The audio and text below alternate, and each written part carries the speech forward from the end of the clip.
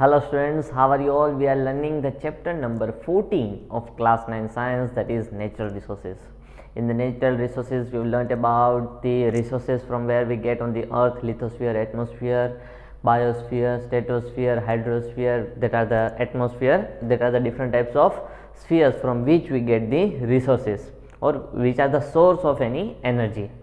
After that, we have learnt about the breath of life, air. It means we have learnt in detail about the atmosphere, we have learnt about the oxygen cycles and etc. things. Now, after the breath of life, air, we have learnt about the wonderful liquid water. After wonderful liquid water, we have moved on to the biogeochemical cycles. We have learnt in detail about what do we mean by biogeochemical cycles. The first cycle that we have learnt was the water cycle.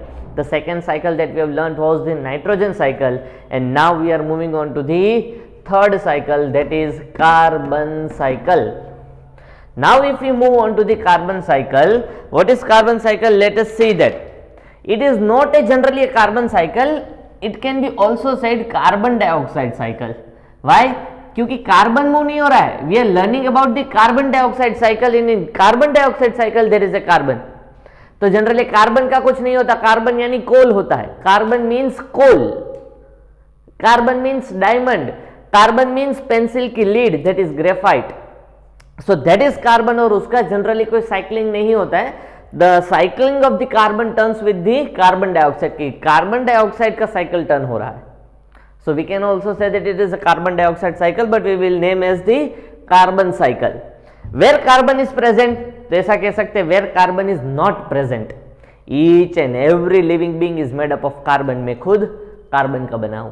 It doesn't mean कि एक carbon ही एक ऐसी चीज है, लेकिन carbon एक major role play करता है.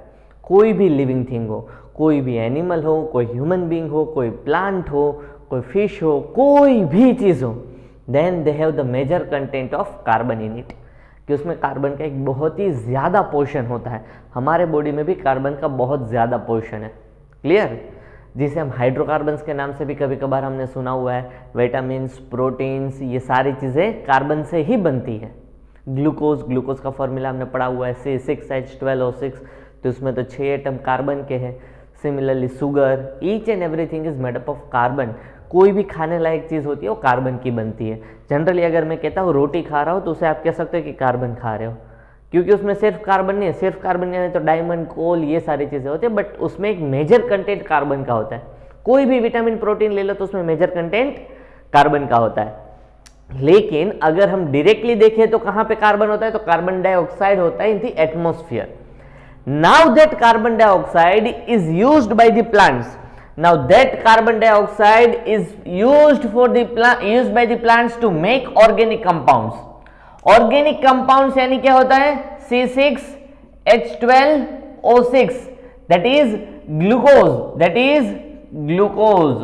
और वो कैसे बनता है? तो वो बनता है by the photosynthesis process. Clear? तो photosynthesis की यूज से कि by this process carbon dioxide is converted into the organic compound. Organic compound यानी C6H12O6, दैट इज ग्लूकोज. ये कार्बन डाइऑक्साइड टर्न हो जाता है ग्लूकोज में. Not only glucose, that can be vitamins, proteins, any of the compound. तो कोई भी चीज हो सकती है इसमें. तो क्लियर? तो अभी ऑर्गेनिक कंपाउंड्स बन गया by the process of photosynthesis. कैसे बनाते हैं plants? In presence of sunlight and chlorophyll. Sunlight की जरूरत होती है, क्लोरोफिल की जरूरत होती है. क्लियर? सनलाइट नहीं होगा तो जनरली आप सोचो कि भाई कैसे होता है फोटोसिंथेसिस. तो फोटोसिंथेसिस में plants take carbon dioxide and release oxygen. Plants क्या करते हैं? कार्बन डाइऑक्साइड लेते हैं, ऑक्सीजन रिलीज करते हैं. हमारे जैसा नहीं, हमारा उल्टा है एनिमल्स का. ऑक्सीजन गेन करते हैं, कार्बन डाइऑक्साइड रिलीज करते हैं. But during the photosynthesis process अगर हम बात करें तो फोटोसिंथेसिस प्रोसेस में कार्बन डाइऑक्साइड इनहेल करते हैं और ऑक्सीजन को रिलीज करते हैं. कौन? प्लांट्स. और फोटोसिंथेसिस के लिए क्या जरूरी है बेटा? तो फोटोसिंथेसिस के लिए जरूरी है सनलाइट एंड क्लोरोफिल. दोनों चीजें. सनलाइट तो हमें भी मिलती है, लेकिन हमारा ग्रीन कलर है, दिख रहा हूं मैं कहीं से ग्रीन? नहीं. वाई? क्यों? क्योंकि मेरे पास क्लोरोफिल नहीं है. प्लांट्स ग्रीन दिखते हैं. क्यों दिखते हैं? Because they have chlorophyll. Chlorophyll is a green colour pigment. वो ग्रीन कलर का एक पिगमेंट होता है जिसे हम क्लोरोफिल कहते हैं, क्लोरोप्लास्ट के अंदर होता है. So now moving back to this, तो प्लांट्स के पास कुछ ऐसे डिवाइसेस है, कुछ ऐसे अपने अंदर के ऑर्गन्स है, कुछ ऐसे अंदर केमिकल्स हैं, ऐसे पिगमेंट्स हैं जिसकी वजह से फोटोसिंथेसिस पॉसिबल है। So now carbon dioxide is converted into glucose, vitamins, proteins etcetera चीजें तो बाय दी प्लांट्स। तो उन कंपाउंड्स को हम कहते हैं ऑर्गेनिक कंपाउंड्स। कब? दिन में। रात को तो सनलाइट नहीं होगी तो फोटोसिंथेसिस होगा नहीं, इसीलिए रात को प्लांट्स क्या करते हैं? रात को एनिमल्स के जैसे काम करते हैं प्लांट्स। उनको भी एनर्जी चाहिए, रेस्पिरेशन करना पड़ेगा। कैसे काम करते हैं? ऑक्सीजन को इनहेल करते हैं और कार्बन डाइऑक्साइड रिलीज करते हैं। रात को क्या करेंगे? At the night time oxygen inhale करेंगे और कार्बन डाइऑक्साइड रिलीज करेंगे। तो प्लांट ने क्या किया? एक साइकिल तो यहीं पे कंप्लीट हो गई प्लांट के पास ही। दिन में कार्बन डाइऑक्साइड लिया, रात को कार्बन डाइऑक्साइड रिलीज किया। लेकिन एक फर्क है, there is a difference. At the daytime it takes the huge amount of carbon dioxide and at the night time उसके हिसाब से बहुत लेस अमाउंट में कार्बन डाइऑक्साइड रिलीज होता है। But carbon dioxide is released, इतना याद रखने की। रात को रेस्पिरेशन ह्यूमन बींग्स के जैसे, एनिमल्स के जैसे ही प्लांट में होता है। नॉट एवरी प्लांट, 2-4 एक्सेप्शंस है, बाकी थाउजेंड्स ऑफ प्लांट्स तो एक जैसे ही है कि रात को तो कार्बन डाइऑक्साइड ही रिलीज करेंगे। Clear? So now carbon dioxide is used by the plants. Plants releases carbon dioxide during the night time. During the night time. तो ये night time की बात है. During the night time carbon dioxide is again released into the atmosphere. तो ये चीजें खत्म हो गई, फर्स्ट साइकिल कंप्लीट हो गया. नाउ ऑर्गेनिक प्लांट में से कहां जा रहे हैं? Organic compounds in animals. Glucose मैंने खाया, ग्लूकोज में से, प्रोटीन्स में से, विटामिन में से मैंने बहुत सारी अपने लिए चीजें बना ली. क्लियर? प्लांट का और विटामिन प्रोटीन्स अलग होते हैं, न्यूट्रिएंट्स अलग होते हैं. ह्यूमन बींग्स, एनिमल्स के लिए विटामिन प्रोटीन्स अलग होते हैं. तो प्लांट में से कहां गया? प्लांट खाया किसने? एनिमल्स ने. डियर्स, कोई भी हर्बीवोरस एनिमल, चाहे वो ह्यूमन बींग्स हो, चाहे वो डियर हो, रैबिट हो, तो उन्होंने गेन किया, ऑब्वियसली वो खाएंगे. क्लियर? तो उसमें से जब उनकी डेथ होती है, तो बदबू आने लगती है. बदबू आती है कि नहीं आती है? तो बदबू आती है, तो it means that somewhat gases are released, somewhat gas are release and in that gas that might be carbon dioxide. तो ड्यूरिंग द डिकम्पोजिशन, कि भाई प्लांट्स ने एनिमल को, मतलब प्लांट को किसने खा लिया? एनिमल ने खा लिया. तो प्लांट से एनिमल आया, तो ये चीजें आ गई. तो नाउ एनिमल्स को क्या हो गया? डिकम्पोज कर दिया, मतलब डेथ हो गई, तो उसमें से बदबू आती है, तो गैसेस रिलीज होते हैं. उसमें से एक गैस कौन सा हो सकता है? कार्बन डाइऑक्साइड हो सकता है, मीथेन हो सकता है. क्लियर? ब्यूटेन हो सकता है, इथेन हो सकता है. So that are the gases in which carbon dioxide is present. तो चलो ये वापस गया. Now respiration. ऑक्सीजन लिया, कार्बन डाइऑक्साइड रिलीज, ऑक्सीजन लिया, carbon dioxide release, in the सीधा एटमोस्फेयर में ही जा रहा है. So now the another thing is during the respiration and decomposition, ये चीजें होती है. तो during respiration and decomposition again carbon dioxide is released into the atmosphere through animals. कुछ aquatic animals है जैसे snails पता है ना, बहुत धीरे धीरे चलते हैं. क्लियर? crabs होते हैं कुछ जो शंख के अंदर रहते हैं. शंख पता है ना, so that is शंख, मंदिर में बजाते हैं. So that is शंख. तो वहां पे वो शेल्स बनाते हैं, उसे शेल्स कहते हैं. क्या कहते हैं बेटा? Shells. And that is formed of carbonates, inorganic carbonates. यानी उसमें क्या हो सकता है? कैल्शियम कार्बोनेट हो सकता है, मैग्नीशियम कार्बोनेट हो सकता है. So such types of carbonates are formed in the shells, are formed by the shells. तो ये सेल्स कौन सा बनाता है बेटा? एनिमल्स. कुछ एक्वेटिक एनिमल्स है, कुछ ऐसे एनिमल्स है जैसे कि स्नेल्स, क्रैब्स. तो ऐसे उनके जो शेल्स होते हैं, जो शंख बोलते हैं जिसे हम, तो that shells are made up of inorganic carbonates. Inorganic carbonates मतलब कैल्शियम कार्बोनेट, मैग्नीशियम कार्बोनेट, ऐसे कार्बोनेट्स होते हैं, उसे इनऑर्गेनिक कार्बोनेट कहा जाता है. क्लियर? नाउ अनदर थिंग, अगर वो एक्वेटिक एनिमल है, क्या है बेटा? एक्वेटिक एनिमल है, तो उसमें से बनता है पेट्रोलियम. क्या बनता है बेटा? पेट्रोलियम. अगर फिश है तो फिश में भी कार्बन होगा, क्योंकि फिश भी दिन भर क्या करती है? ऑक्सीजन लेके कार्बन डाइऑक्साइड रिलीज करती है. प्लांट खाते रहते हैं, दूसरे फिश को खाते हैं. तो मतलब कहीं ना कहीं सोर्स तो प्लांट ही है. तो प्लांट में से एनिमल्स आए तो मतलब वही एनिमल दूसरे एनिमल ने खा लिया, तो उसमें कार्बन का सोर्स तो है. अगर वो फिश की डेथ हो जाती है, अगर वो फिश की, कोई भी लिविंग थिंग की अगर डेथ होती है इन दी वाटर, तो उसमें से बनता है पेट्रोलियम. अगर कोई लिविंग थिंग की डेथ होती है ऑन दी अर्थ, तो उसमें से बनता है कोल. तो तो हम तो देखते हैं हमारे बॉडी में तो कोल नहीं बनता है, कोई इंसान की डेथ हो जाए तो हम तो क्या करते हैं, उसको दफना देते हैं, जला देते हैं, ऐसी चीजें करते हैं। In the presence of oxygen होता है। अगर डिकम्पोजिशन होता है, the decomposition in the absence of oxygen, oxygen present नहीं है, कुछ ऐसे बैक्टीरिया होते हैं जो ऑक्सीजन की एब्सेंस में भी डिकम्पोजिशन करते हैं। कब करते हैं decomposition? In the absence of oxygen. और जब एब्सेंस ऑफ ऑक्सीजन में भी वहां पे डिकम्पोजिशन होता है बेटा, तब बनता है पेट्रोलियम और कोल। कोल और पेट्रोलियम कब बनता है? Absence of oxygen. तो एनिमल्स की जब डेथ होती है इन दी वाटर, तो तब बनता है पेट्रोलियम। प्लांट्स की और एनिमल्स की डेथ जब होती है ऑन दी लैंड मास की सॉलिड सरफेस में, तो मतलब तब बनता है कोल। तो प्लांट्स में से पेट्रोलियम कैसे बनेगा? प्लांट्स तो आप सोचोगे कि कहां पे रहते हैं, लैंड पे ही ग्रो होते हैं, तो पेट्रोलियम कैसे बनेगा? लेकिन आपको याद करवा दूं बेटा कि जितने प्लांट्स लैंड सरफेस पे नहीं है, उससे बहुत ज्यादा प्लांट्स अंडर वाटर है। क्लियर? जिसे ओराज और ऐसी चीजें हम कहते हैं, कोरोलिस। क्लियर? तो मतलब वहां पे हमारे पास बहुत ही ज्यादा क्वांटिटी में plants and different types of plants है। अर्थ में मेजर काम अगर कोई ऑक्सीजन सप्लाई करने का काम करते हैं, हम तो पूरा क्रेडिट किसको देते हैं? ट्रीज और प्लांट्स को देते हैं। लेकिन मोर than 60% of the oxygen, more than 60% of the oxygen that is inhaled by the animals को जो भी ऑक्सीजन चाहिए ना, कितने सारे एनिमल्स है, ह्यूमन बींग्स कितने सारे एनिमल्स है, इन सबको ऑक्सीजन चाहिए।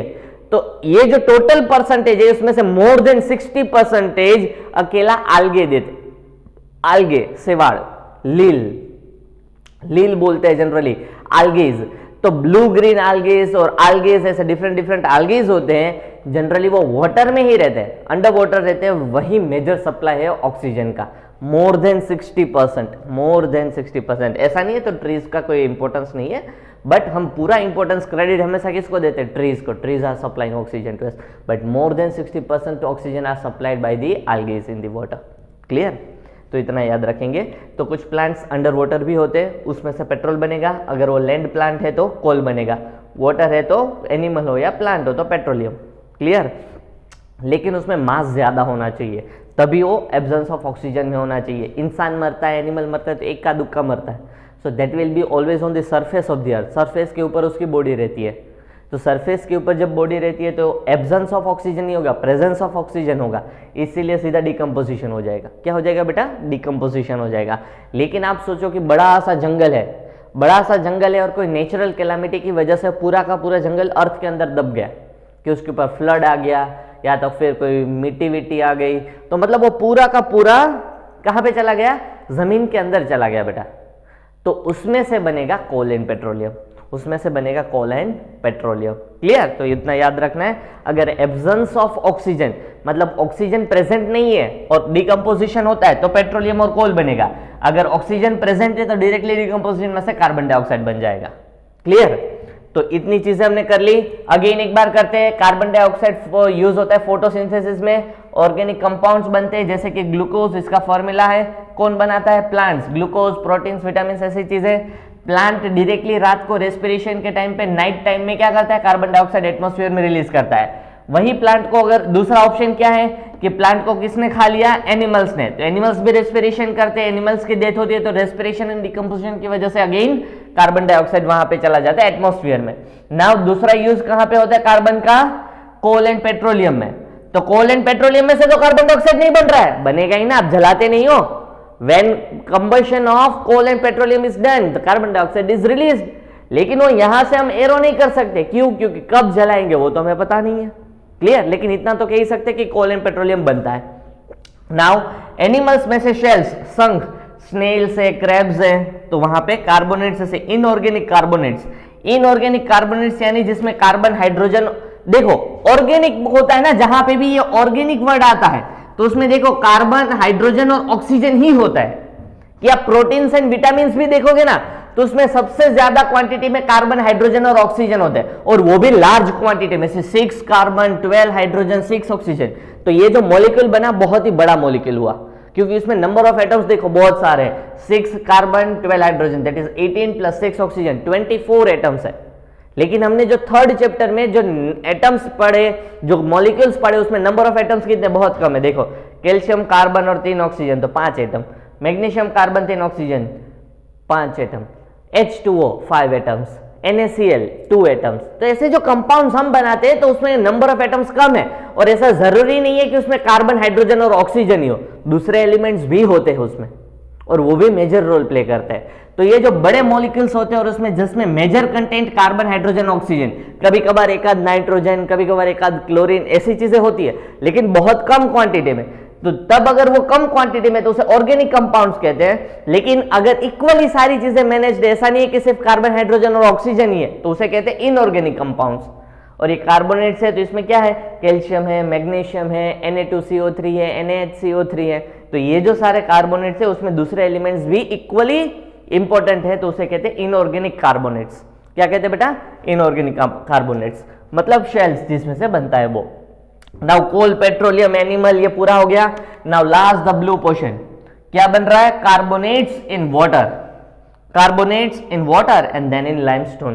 कार्बोनेट्स यानी CO2 में से बनता है। कार्बोनेट्स का मतलब होता है CO3 कार्बोनेट आयन, याद आया। तो कार्बोनेट आयंस होता है तो उसमें से लाइमस्टोन, लाइमस्टोन का फॉर्मूला यही होता है CaCO3। क्या होता है बेटा, लाइमस्टोन। कैल्शियम कार्बोनेट को ही लाइमस्टोन बोलते हैं। ये क्या होता है बेटा, कैल्शियम कार्बोनेट, कैल्शियम कार्बोनेट को ही लाइमस्टोन कहा जाता है बेटा। So now calcium carbonate also known as limestone, calcium carbonate is also known as limestone. तो यही चीजें आपको देखनी है कि कैल्शियम कार्बोनेट क्या होता है, तो लाइमस्टोन होता है। जनरली ये नेचुरल प्रोसेस की वजह से बनता है। किसकी वजह से बनता है बेटा, natural process in the water. Carbonates, carbon dioxide is present in the water. Now that carbon dioxide gets converted into carbonate ions and they combine with calcium and forms the limestone. तो limestone यानी चूनो, इसे क्या कहते हैं, चूनो, जो पान में लगाते हैं, वॉल्स पे लगाते हैं। तो मतलब these are the different types of lime. तो वो लाइम प्रोडक्ट्स बनते हैं that is directly into the water, that is limestone, calcium carbonate. तो जो चूना हम पान में लगाते हैं, घर पे लगाते हैं, दोस्त लोगों से पैसे लेके उस दोस्त को लगाते हैं, पैसे वापस नहीं करके, वो चूना नहीं, सिर्फ चूना, that is calcium carbonate, lime, lime word आता है मतलब चूनो। Clear, so that is limestone, जिसके बहुत सारे पीओपी बनता है उससे। क्लियर, मतलब एक जैसा है कि उसमें से कैल्शियम आ सकता है, ऐसा नहीं है कि पूरा का पूरा पीओपी लाइमस्टोन है, उसके जैसा है। वरना हम व्हाइट वॉशिंग करते हैं वॉल्स का, छत पे लगाते हैं समर में, सो दैट इज लाइमस्टोन, तो उसमें लाइमस्टोन यूज होता है। सो दैट इज द थिंग। यहाँ पे पूरा कार्बन साइकिल आ गया बेटा। एक दूसरा भी एक एनिमेटेड वीडियो में आपको भेज दूंगा। I think that will be useful to understand the carbon cycle. बहुत ही इजी है, 5 बार आपको लिखना है carbon cycle. Each and every cycles को आपको 5 टाइम्स लिखते जाना है, then and then you would be able to remember it. इसमें तो देखो, इसमें से देख के ही आपको लिखना है। अगर ये साइकिल, ये पूरा फिगर आप याद रख लेते हो तो वापस इसी में से तो लिखना है। That first step carbon convert plant, plant में से एनिमल, रेस्पिरेशन, डिकम्पोजिशन। पहले प्लांट में से नाइट टाइम में कार्बन डाइऑक्साइड, अभी प्लांट्स एंड एनिमल्स, लैंड में है तो कोल, अगर वाटर है तो पेट्रोलियम। एनिमल्स में से कुछ ऐसे एनिमल्स होते हैं जैसे स्नेल्स है, क्रेब्स है, वो शेल्स बनाते हैं कार्बोनेट। स्नेल है, स्नेल बोला, snail. Now again last time कि वाटर में जो कार्बोनेट्स प्रेजेंट होते हैं उसमें से बनता है लाइमस्टोन, चूनो, दैट इज लाइमस्टोन। तो वहां पे आप देख सकते हो। तो this are the things in the carbon cycle. बहुत ही इजी है, 5 बार लिखो, याद रह जाएगा। और एक वीडियो दूसरा भी मैं सेंड कर रहा हूं, वो देखना मत भूलना। Thank you very much.